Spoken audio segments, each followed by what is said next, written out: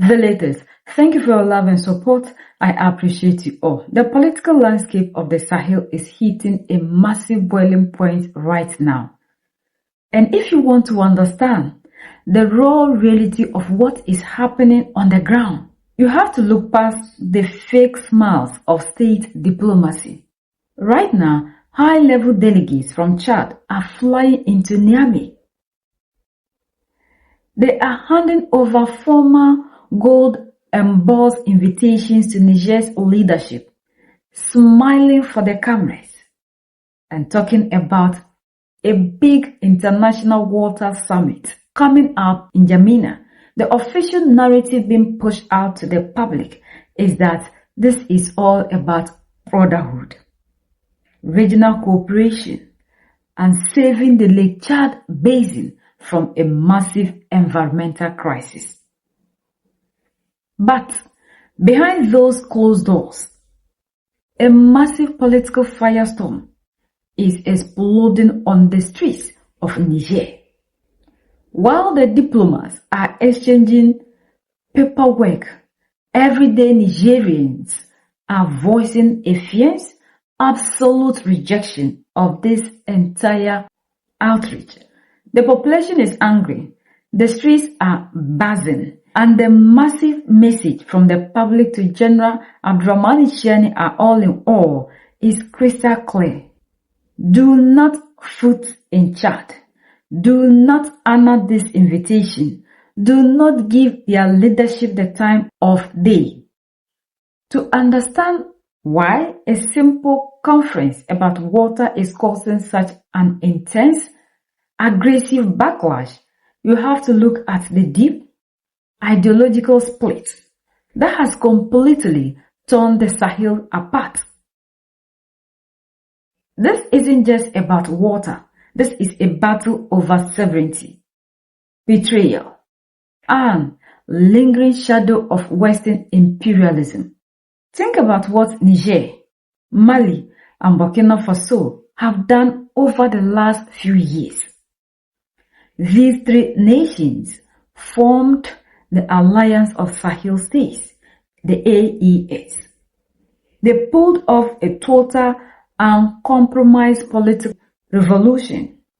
They kicked out French military bases, demanded the withdrawal of American troops, tore up the old colonial agreements, and walked away from the Western-backed regional bloc like ECOWAS. For the people of Niger, this independence wasn't handed to them.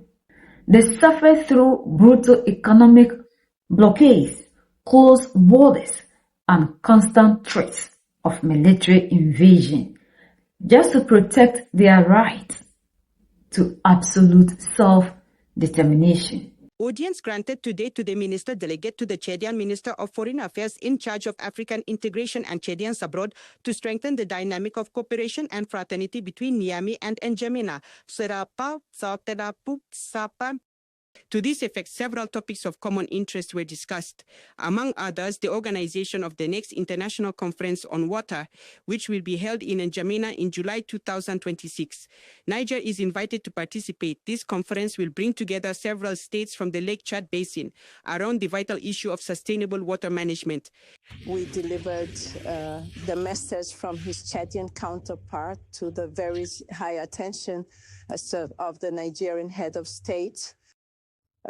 We also discussed many other issues that connect our two countries, our two brotherly countries. So we were received by the head of states. We discussed the issue of the upcoming international conference on water that will be held in N'Djamena on the 15th and 16th of July. 2026. The Chadian president personally wanted to deliver this message to his counterpart here in Niamey to share together, as we know our two countries share the same realities, the same similarities, and we face the same challenges.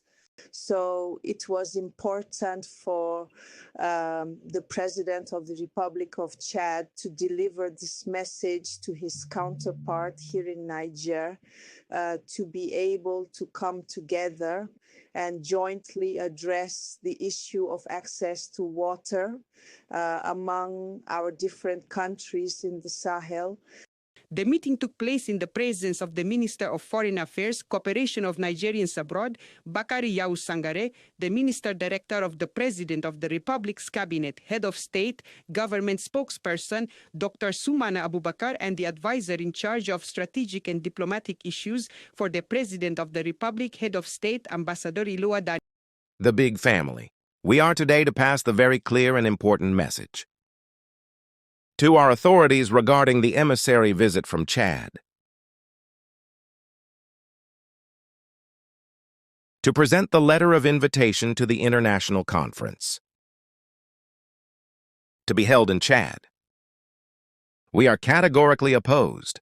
We Nigerians are categorically opposed for our president to be in N'Djamena to participate in this international conference. The reasons are what? Because the Chad, it's a messy country. We have to tell the truth, and in any case.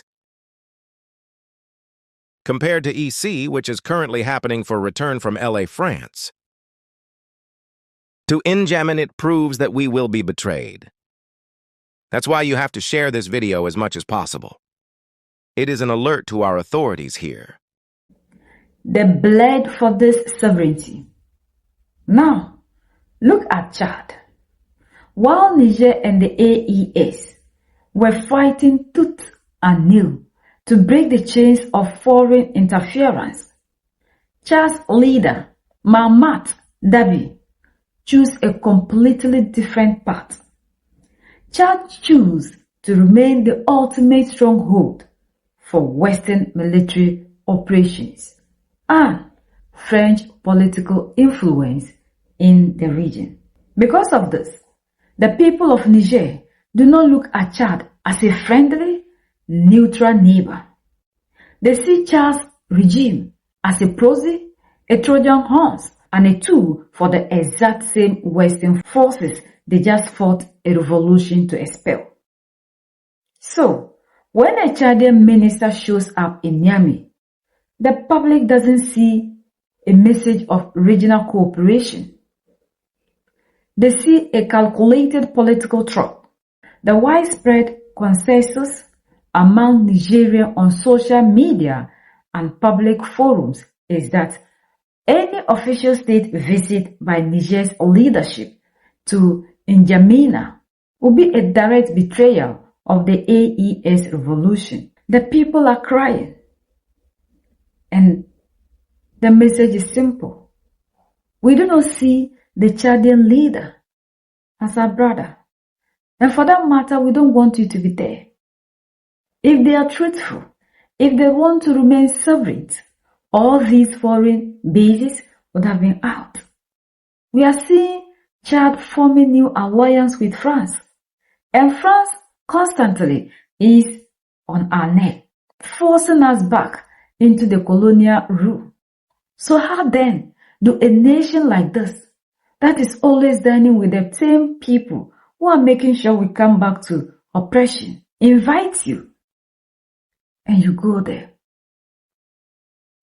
So the people in Niger are not happy with this invite, and they are not ready to see their leader in Chad.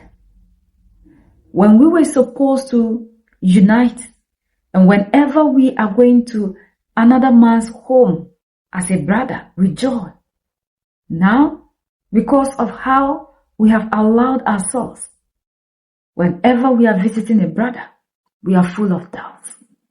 But whenever we are visiting the same people that created this division among us, we go there with an open heart, with joy. Captain Ibrahim Traore said, we either unite and fight to save ourselves, or we remain slaves forever.